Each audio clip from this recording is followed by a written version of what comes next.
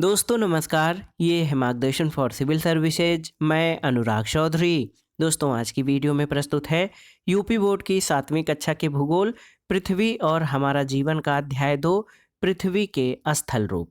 इस अध्याय में आप पृथ्वी की स्थलाकृतियाँ, उच्चावच तथा स्थलाकृतियों की प्रमुख विशेषताओं के बारे में पढ़ेंगे और अंत में हम इस अध्याय से संबंधित अभ्यास प्रश्नों को भी सॉल्व करेंगे जो 7वीं कक्षा के विद्यार्थियों के साथ प्रतियोगी परीक्षाओं की तैयारी करने वाले अभ्यर्थियों के लिए बहुत ही उपयोगी है। तो आइए शुरू करते हैं आज का वीडियो।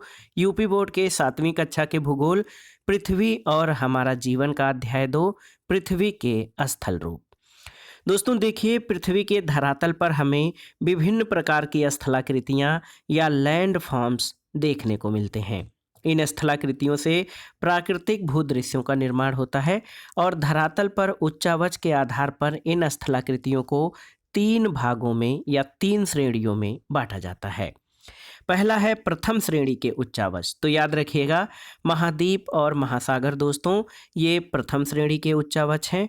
द्वितीय श्रेणी के उच्चावच पर्वत, पठार और मैदान ये द्वितीय श्रेणी के उच्चावच हैं। और दोस्तों तृतीय श्रेणी के उच्चावच में टीले, नदी, घाटियाँ और डेल्टा ये तृतीय श्रेणी के उच्चावच हैं। तो याद रखिएगा, पृथ्वी के धरातल पर कई प्रकार की लैंड फॉर्म्स यानी स्थलाकृतियाँ देखने को मिलती हैं और इन स्थलाकृतियों से प्राकृतिक भूदृश्यों का निर्माण होता है।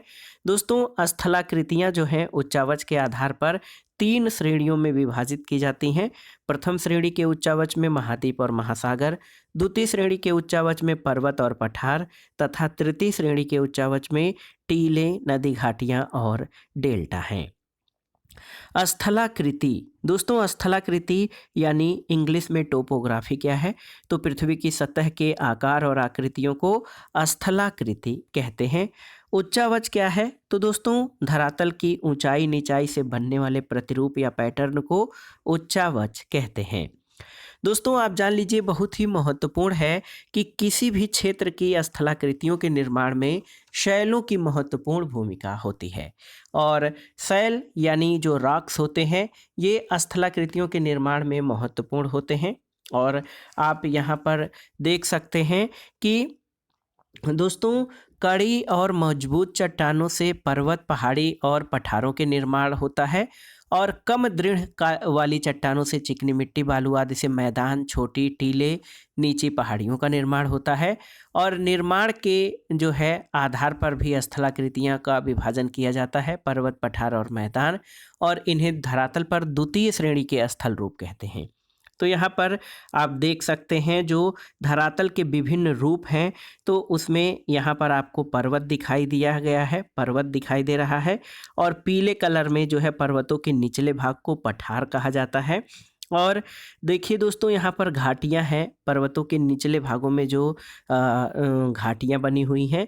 इसके अलावा छोटे ऊंचाई वाले जो पहाड़ियाँ हैं उनको पहाड़ी कहते हैं और समतल भूमि पहाड़ों से नीचे मैदानी क्षेत्रों में इस समतल भूमि को मैदान कहते हैं।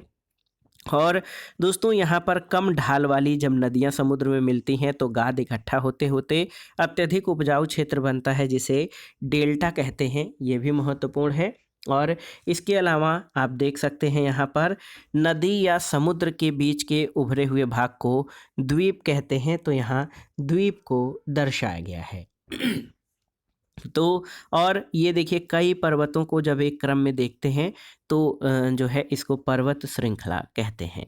तो आप जान लीजिए कि किसी भी क्षेत्र की स्थलाकृति के निर्माण में शैल यानी रॉक्स महत्वपूर्ण होते हैं।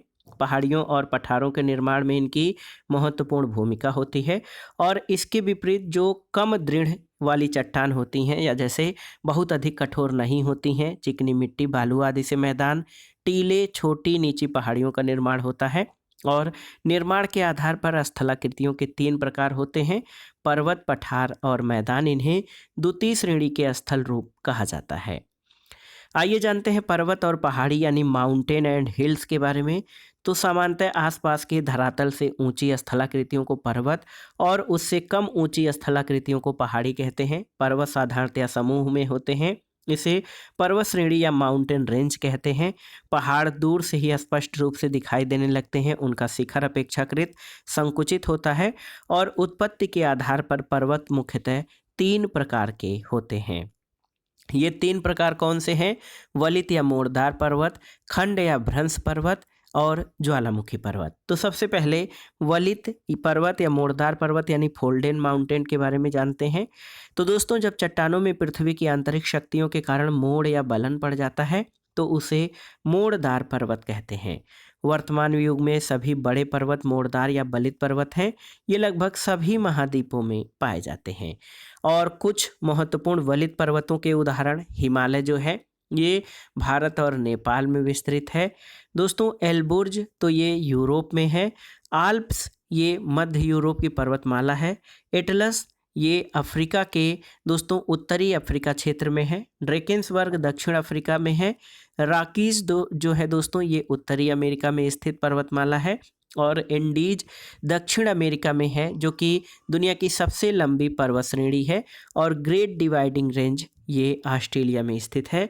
ये सभी दोस्तों ये वलित पर्वत के उदाहरण हैं। तो वलित या मोड़दार पर्वत पृथ्वी की आंतरिक शक्तियों के कारण मोड़ या वलन पड़ता है तो उसे मोड़दार पर्वत कहते हैं। दूसरा प्रकार है खंड या भ्रंश पर्वत, जिसको कि ब्लॉक माउंटेन कहते हैं। दोस्तों, विशालकाय चट्टानी खंडों में भ्रंश या दरार पड़ने से इनका निर्माण होता है और चट्टानों के भ्रंशित होकर ऊपर उठने या नीचे धंसने से भ्रंश पर्वत अस्तित्व में आते हैं। भ्रंश पर्वत के निकट बनी घाटी भ्रंश घाटी कहलाती है। और भारत में आप देखेंगे नर्मदा नदी विंध्य और सतपुड़ा पर्वतों के मध्य भ्रंश घाटी में बहती है। और विश्व के प्रमुख भ्रंश पर्वत वासजेज, ब्लैक फॉरेस्ट और सियरा नेवादा आदि हैं। हमारे देश में पश्चिमी घाट भ्रंश पर्वत का प्रमुख उदाहरण है। अगला प्रश्न है ज्वालामुखी पर्वत। तो यहाँ पर देखिए वोल्केनिक माउंटेन। तो ज्वालामुखी भूपर्पटी पर एक मुख या खुला द्वार होता है और इस रास्ते से मैग्मा या लावा पृथ्वी के धरातल पर आता है। द्वार या मुख से गर्म लावा बाहर आने के कारण इसे ज्वालामुखी कहते हैं। और इस द्वार के चारों ओर लावा एकत्र होने से शंकु के आकार की आकृति बनती है, इसे ज्वालामुखी पर्वत कहते हैं। और विश्व के कुछ प्रमुख ज्वालामुखी पर्वत मोनालोआ, चिम्बाराजो, क्राकाटाओ, वेसुवियस, पिलियन आदि हैं। और दोस्तों, दुनिया के जो महत्वपूर्ण ज्वालामुखी पर्वत हैं इनसे संबंधित हम एक अलग वीडियो बना देंगे महत्वपूर्ण पर्वतों के बारे में। भारत में एकमात्र सक्रिय ज्वालामुखी अंडमान निकोबार द्वीप समूह के पास बैरन द्वीप पर स्थित है। और अन्य ज्वालामुखियों से संबंधित कौन सी सुषुप्त, कौन सी जागृत और कौन सी मृत ज्वालामुखी है, इनके बारे में हम विस्तार से एक वीडियो बना देंगे और उसके लिंक में ये चैप्टर दे देंगे। तो जो हमारे 7वीं कक्षा के छात्र हैं या तैयारी करने वाले छात्र हैं वहाँ से लिंक आप उठा लीजिएगा। तीसरा है पठार। तो दोस्तों, पृथ्वी पर अपेक्षाकृत ऊंचे और चौरस स्थल रूप पठार कहलाते हैं। ये पर्वतों की अपेक्षा कम ऊंचे होते हैं, लेकिन इनका शिखर छोटे छोटे उच्चावच को छोड़कर समतल और सपाट होता है। पठार के किनारे खड़े ढाल वाले होते हैं। और दक्षिण महाद्वीप का, अफ्रीका महाद्वीप का अधिकांश भाग पठार है। भारत का प्रायद्वीपीय भाग पठार का प्रमुख उदाहरण है।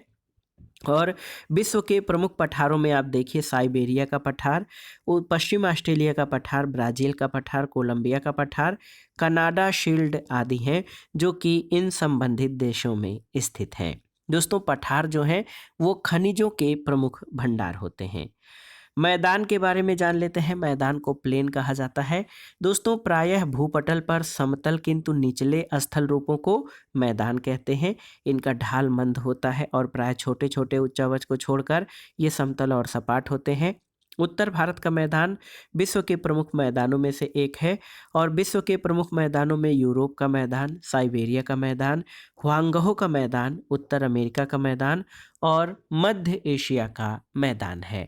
तो दोस्तों, आपने जान लिया प्रमुख उच्चावच, पर्वत और पहाड़ी, और इसमें पर्वतों के प्रकार, ज्वालामुखी पर्वत तथा साथ ही साथ पठार और मैदान की प्रमुख विशेषताओं के बारे में। तो ये अध्याय यहीं पर समाप्त हुआ। आइए अब इस अध्याय से संबंधित महत्वपूर्ण अभ्यास प्रश्नों को सॉल्व कर लेते हैं। पहला प्रश्न है दोस्तों, देखिए बहुत ही महत्वपूर्ण है कि वलित पर्वत से आप क्या समझते हैं। विश्व के किन्हीं 3 वलित पर्वतों के नाम बताइएगा। तो ध्यान से सुनिए दोस्तों, जब चट्टानों में पृथ्वी की आंतरिक शक्तियों के कारण मोड़ या वलन पड़ जाता है तो उसे वलित या मोड़दार पर्वत कहते हैं। वर्तमान युग के सभी बड़े पर्वत मोड़दार या वलित पर्वत हैं। ये लगभग सभी महाद्वीपों में पाए जाते हैं। और विश्व के 3 प्रमुख वलित पर्वत हिमालय, आल्प्स और एटलस हैं। अगला प्रश्न है दोस्तों, ज्वालामुखी किसे कहते हैं, ज्वालामुखी पर्वत कैसे बनते हैं। तो बहुत ध्यान से सुनिएगा। ज्वालामुखी भूपर्पटी पर एक मुख या द्वार या खुला द्वार होता है। इस रास्ते से मैग्मा और लावा पृथ्वी के धरातल पर आते हैं।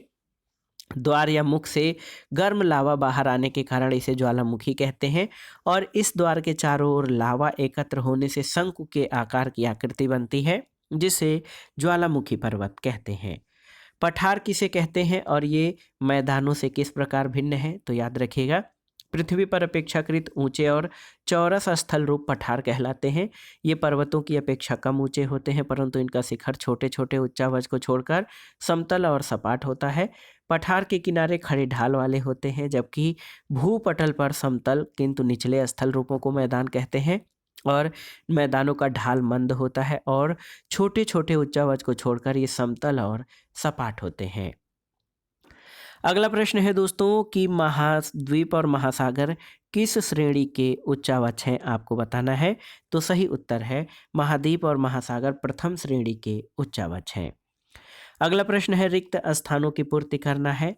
तो पर्वत, पठार और मैदान पृथ्वी पर कौन से। तो याद रखिएगा, द्वितीय श्रेणी के उच्चावच हैं। पर्वत, पठार और मैदान आप जानते हैं ये द्वितीय श्रेणी के उच्चावच हैं, जबकि महाद्वीप और महासागर प्रथम श्रेणी के उच्चावच हैं।